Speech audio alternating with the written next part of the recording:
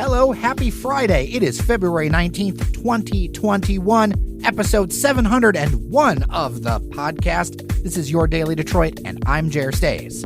And I'm Devin O'Reilly. Before we get into things, I want to thank our Patreon members at patreon.com/dailydetroit who help keep this show going. You all are absolutely amazing. We got a lot to talk about today, Devin. Yes, we do, and I'll double that thanks to our Patreon members. Love them. Thank you for the support. Yeah, it really does make a big deal. There's some big stories to talk about, some of which I've actually held throughout the week because I wanted specifically to speak with you about them, Devin. First off, the marijuana industry now has more employees in Michigan than law enforcement and more than the number of auto mechanics. This is according to the new 2021 Leafly Marijuana Jobs Report talking about the cannabis industry. Michigan has doubled its legal cannabis workforce in a single year. This is a really big shift. It also talks about revenue just doubling. Like, for instance, from $420 million to $990 million. To give you context, there are now more than 18,000 people in Michigan working around cannabis. I mean, the numbers are incredible. It just really speaks to the, I want to say, legitimacy and the value proposition that the cannabis marijuana industry is creating for Michigan. Honestly, it's really hard to say a bad thing. I mean, I'm pretty unbiased on this. I'm not super for, super against, but I look at the business case and this has been an incredible boon, not only for jobs, for taxes, all sorts of peripheral effects to the positive nature on the state, on the industry, on the economy. It's been really successful so far. It's interesting to see this industry emerge from the shadows. I remember a few years ago, there weren't anything in like the suit and tie crowd around this. And over the last few years, there have been a number of business events, seminars, all that kind of stuff. And I know at your day job, there's also been cannabis events and cannabis things tied to policy conferences and stuff like that. Oh, yeah, absolutely. We've focused sessions everywhere from Mackinac to Detroit Policy Conference to some of our small business programming. It really has permeated into, the business conference crowd and not just the smaller organizations. Like you said, Jer, we're talking about the suit and tie crowd, the CEOs, the executives who are investing in, purchasing, really driving some of the wheels of the economics of this industry. It also strikes me as important seeing that it grew like 9,000 jobs in a year that was really hard for a lot of people, that cannabis provides opportunities that, you don't necessarily need a college degree to do, right? You need a level of expertise, a level of skill, but the more of these jobs, and there are a number of them that don't require a college degree, things like that, I think it helps give people a ladder up, a hand on the ladder for economic self-sustainability. For sure. I think you have to look at it, especially in the light of the pandemic, as balance. We know we've lost so many jobs and so many opportunities that were directly related to the pandemic that were unavoidable. These industries, you were going to lose jobs because of what happened. So when you can have industries like the marijuana industry where you can gain thousands of jobs, it's really, really helpful and really important. Well, I would say changing gears, but I don't know if there's any gears in a streetcar, right? Because they're electric. I'm not sure. I haven't looked under the hood of one of those QLINEs yet. Right. Well, let's talk about the QLINE. This is something that some news came out earlier this week, but this is one of the stories I saved to talk with you because there are some big developments for this train that runs from basically the Fisher Building, Woodward, and Grand Boulevard down to City Hall. It has gotten a lot of flack over the last few years, and I think deservedly so. As somebody who was very excited about when it rolled out, I was there when the first train arrived. Like, I was there, like literally at night, getting photos of it, to today where it has been a series of issues with it. The news is that not only are they getting rid of the operator, I think it's Transdev that has been running the QLINE since its inception, but they have a new leader, and that is somebody who's actually been on this podcast a few times, Lisa Nuskowski. And if you remember that name, she's the one who headed Mogo, the bike share that everybody thought wasn't going to work, but ended up being a smashing success. So I'm very curious to see what's ahead, but I'm not going to mince words and say that I feel like Lisa has a lot of work ahead of her. Yeah, I mean, just, for background, Jer, I share a similar one with you. I was hugely ecstatic with the QLINE coming on. I actually lived in an apartment on Woodward when they were testing it, so I've seen it operate since the beginning. I think my relationship now is maybe what we would describe as complicated with the QLINE. I want to use it. I try to use it, but it's been incredibly frustrating to try and use it in any reliable way.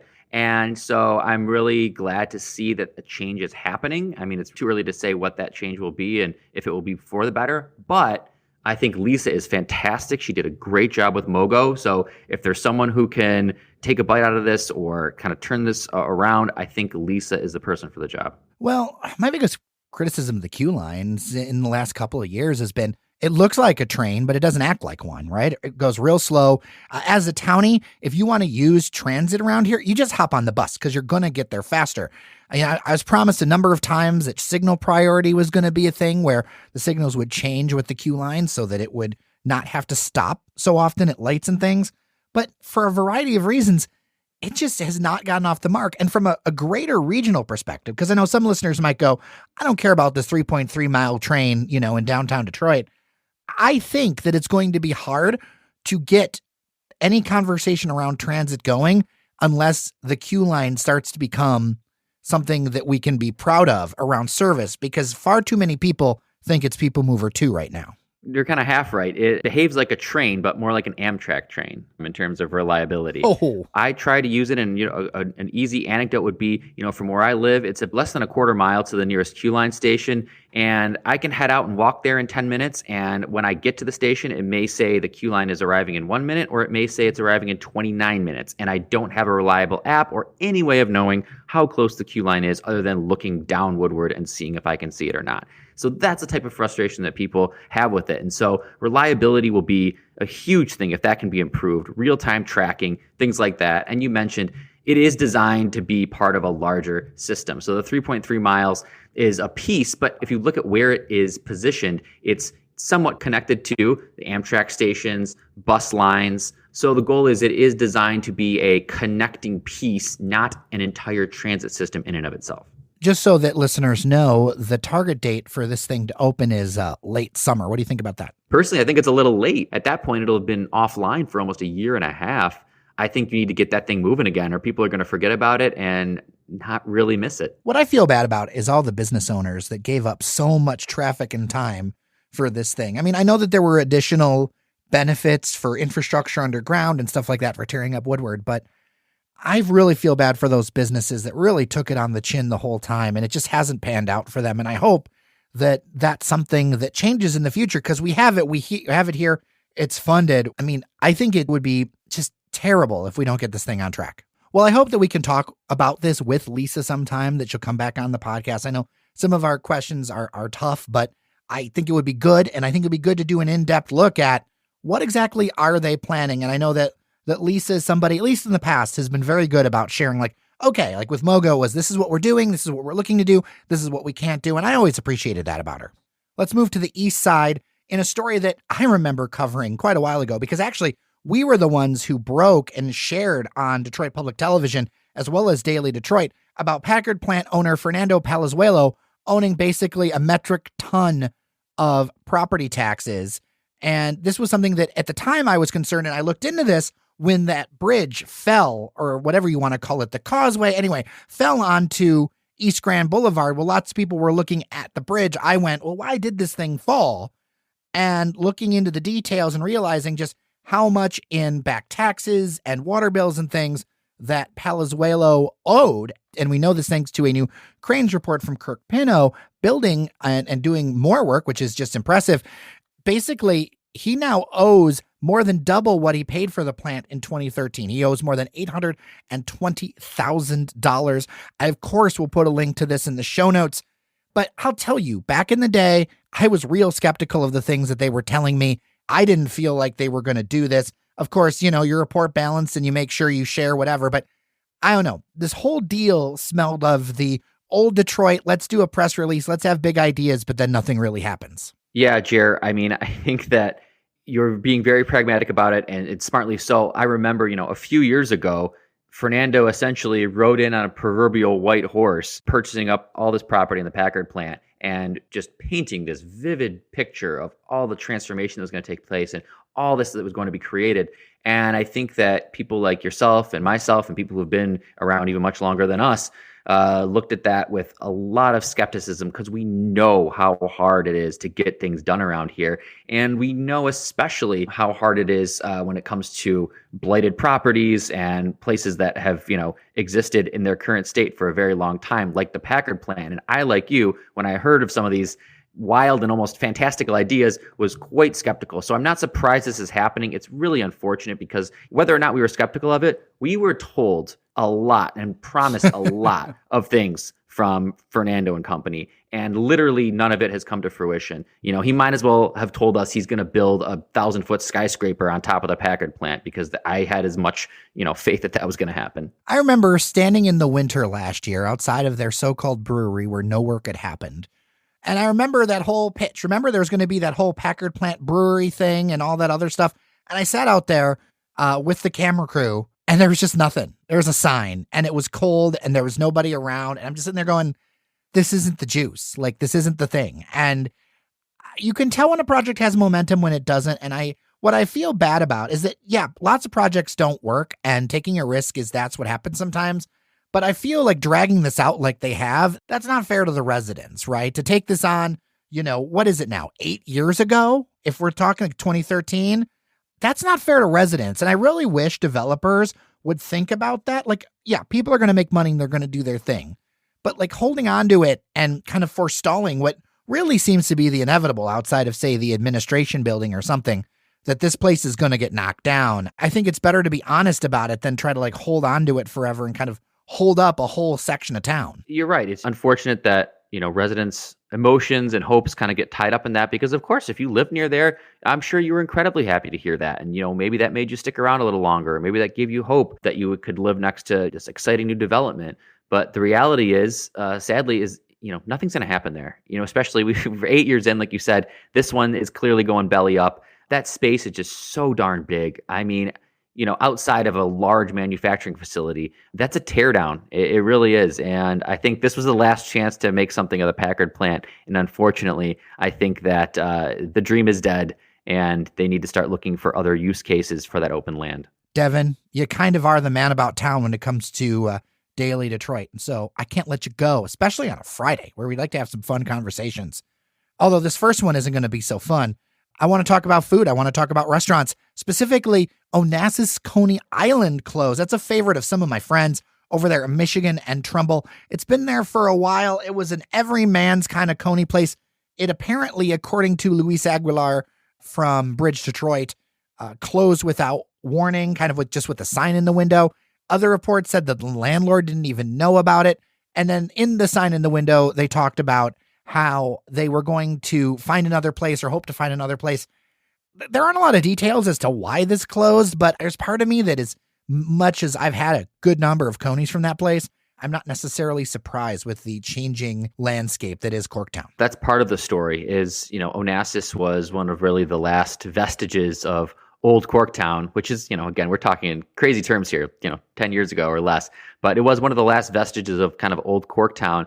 And, what had become a more burgeoning entertainment district with trendier bars and restaurants. And we all know the narrative of Corktown now, for better or worse. I mean, incredible development is happening there, but it's sad to see places like that closing because you need that diversity in any kind of an economic climate or a neighborhood. And so it really is unfortunate to see Onassis go under. I had hoped that they'd be able to sustain on, carry out orders and things like that because there's a thriving neighborhood in Corktown there. But, I don't want to speculate too much, but I imagine, property is really valuable over there. Rents could be going up. There just could not have been maybe not enough foot traffic there. Several reasons are possible, but it's just unfortunate. I used to live in North Corktown, and I think about how much of a difference that corner was 10 years ago. I mean, if you think back to Michigan and Trumbull 10 years ago, a wholly different place. It's really night and day. And yeah, like you said, 10 years ago, which isn't really that long, but a completely different scene. I mean, back then it was Slows was the block. You had Slows in big bright letters. That was pretty much it. And you had a lot of cool bars though. And that's one of the things, I'd love to talk more, Jared, in a different time, maybe closer to St. Patty's Day, but the Irish has been sucked out of Corktown. There's, maybe Nemo's, but, Oblivions and Casey's, they're all gone. And, it kind of sucks because there's some really cool places in their place. And I love Bobcat Bonnie's. I love Ottava Villa. But damn, I miss those old Irish bars. I have a fun fact for you that I learned from none other than barchaeologist Mickey Lyons. Would you like to hear it? Love to. Corktown was originally called Milktown because everybody owned a cow. What a time to be alive. Well, you could live in Corktown and have a cow. There you go. Now, this next one I know is close to your heart. I'll tell you, I've seen some of the preview pictures. I have not gone myself because I personally am not doing the indoor thing right now, but this place called Shelby, which is actually in the back of a coffee shop that we had talked about, Coffee Down Under. Yeah, we mentioned Coffee Down Under. Tarun Kajapeta opened this up very recently in the financial district right on Congress in Shelby. And he had always planned to do this speakeasy that he would open shortly after the coffee shop. It's just really cool. It kind of harkens to a New York or a Chicago or, even like an East Coast drinking place, a real cool cocktail, small plates. They do have food as well. So they've got really good chefs on. They've got really good bar program from people who have been around the city for a long time. It's a speakeasy vibe. You're not going to see any signs for it. You have to go to Coffee Down Under and look for a little teal door. But for now, what they're doing is online reservations. So like everyone else, if you really want, go look up the Shelby online and you can make online reservations. It's a small space. So obviously keeping with the distancing rules, you're gonna have to make your reservations because they can only accept so many people at one time, but it's really, really cool. I recommend the Port Shelby. It's a really smoky, scotchy type of drink that tickled me where I itch. Well, I do like a scotchy drink. And there is actually a seating area in the old bank vault. Yes, it's very cool. Again, I'm looking at it. I got a chance. I toured the space a little while ago and then, went there myself. And it's just really cool to see because when we are able to do it, there's a great event space inside of the bank vault. And the door is still intact. And it's just a really cool space to host small gatherings, small events, when that type of thing is acceptable and good. And hopefully that's sooner rather than later. I would love to do a daily Detroit event down there. I just got to say that. Soon enough, Jer, soon enough. I know that one of the things you wanted to talk about, too, was kind of the thinness of openings lately. Yeah, I mean, Jer, I cut my teeth on this show being the man about town, and that meant coming on and talking about all the new openings and new exciting bars and restaurants and things that were going on. And I love doing that, and I still love doing that. But there's just less and less to talk about these days. And I think, obviously we all know why, but the Eater article that I always look forward to is the, most anticipated article. And usually it's chock full of all sorts of interesting places, exciting places. The one that came out this week was pretty thin. There was, places that we already had talked about here, Coffee Down Under, Sapino's and News Center, and a few others, but it just didn't have the same feel as years or months past. Yeah. It makes me think that, the Free Press lost their food critic, Mark Kurlianchik, since the last time we talked. And that's kind of a stunning blow. I mean, I know he's going off to do his own projects. It was a voluntary layoff, all that other kind of stuff. But, it just kind of hit me that there's just not as many places to review nowadays. It's a different business right now. Again, we hope it's something where we're experiencing a dip and it's going to come back to some extent. But, there are definitely places that have closed that are not opening up. And some of the lofty goals and ambitions of just a year ago have been dashed a little bit. A great example would be I was walking down Willis the other day and saw, the old Will's Leather Goods shop had been all decked out and prepped to be Saucy Brew Works, which was going to be that big thing from Heirloom Hospitality. And that looks like literally nothing has been done for the last 9 months, maybe to a year. I remember talking to a friend of the pod, Kevin Peterson, who runs Castalia, another place that I miss that I definitely want to go to soon because I really enjoyed them. They were really looking forward to it because it was a good symbiotic business of, a lot of people think that you want to just have the lock on what's around. But in reality, if you want your business to do well, you want things around it that drive traffic. You go to the Saucy Brew Works, you get a cocktail at Castalia, you get a taco over at Condado's, you got Selden Standard there, you got Honest John's. You start to create a real district that is so key. And I think Metro Detroit misses that all the time because we're so used to get in the car, drive to the next thing, drive to the next thing. But if you really want to get business going and create a entertainment destination, things have to be near each other and around each other.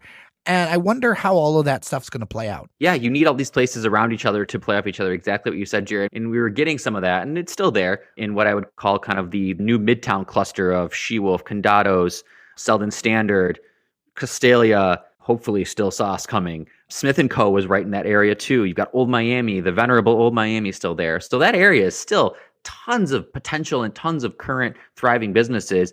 But, the pandemic has taken a toll on it for sure. But you do hope that they can all bounce back. I know most of those places, and Honest John's, got to mention Honest John's, you do hope that most of those places are able to bounce back. And most of them, I can say, have been open for carryout almost the entire time. True. I know when it's warmer, I'm looking forward to the dog park for humans. It is the backyard of Old Miami. I'll withhold my comment, but yes, dog park is a very, very good analogy for the backyard of Old Miami. A lot of strays. Well, Devin, it was fun to do a show with you, man. Yes, always good chatting, Jer. Well, before we let people go, Devin, where can people find you? You can hear more on my podcast, Detroiters Think Big. It's a small business podcast that I do with the Detroit Regional Chamber. We talk to all sorts of really cool Detroit-based small businesses.